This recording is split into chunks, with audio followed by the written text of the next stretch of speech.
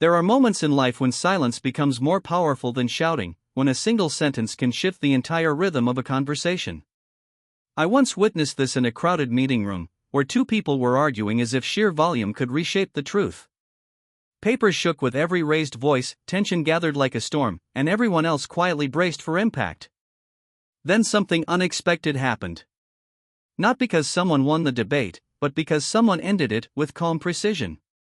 This person didn't match the anger. They didn't try to shout louder. Instead, they used one sentence that cut straight through the noise: "I don't need to raise my voice to be right."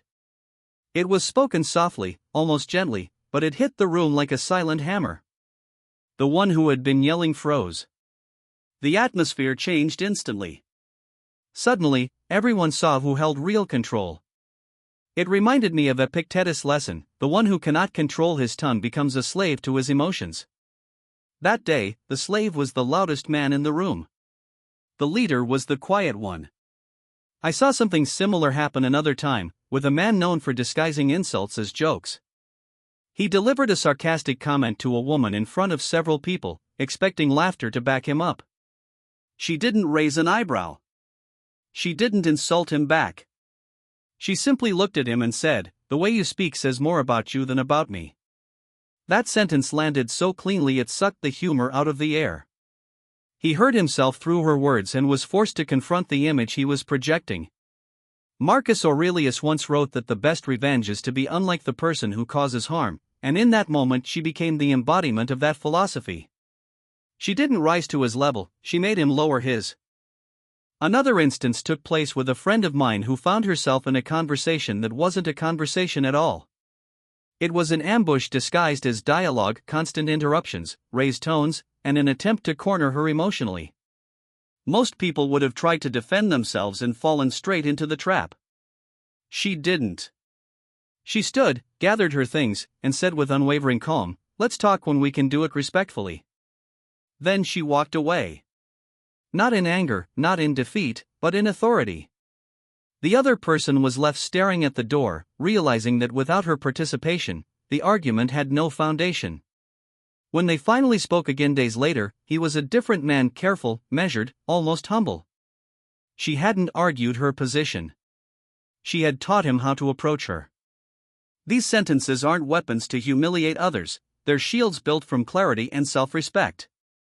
They turn chaos into order, not by overpowering the other person, but by refusing to play their game.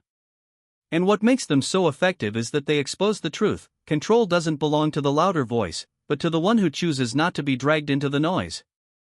When you speak with calm precision, you stop arguing. You start leading.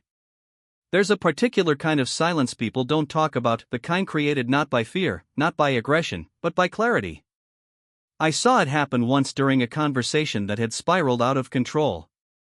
Two people were arguing so loudly that even the walls seemed to lean away from them. They spoke with conviction, sure that their worldview was the only correct one. The person listening didn't argue back, didn't try to dismantle every point, didn't retreat into silence.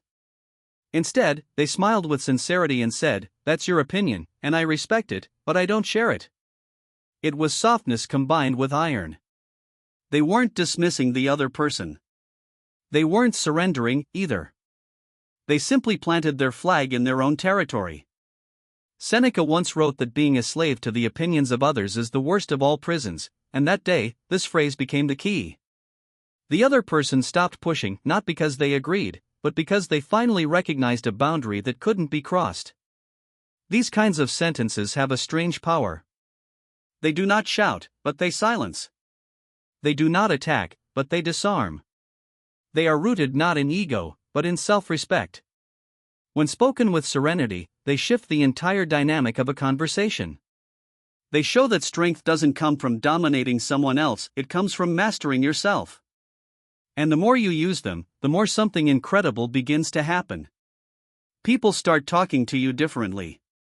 They listen more carefully.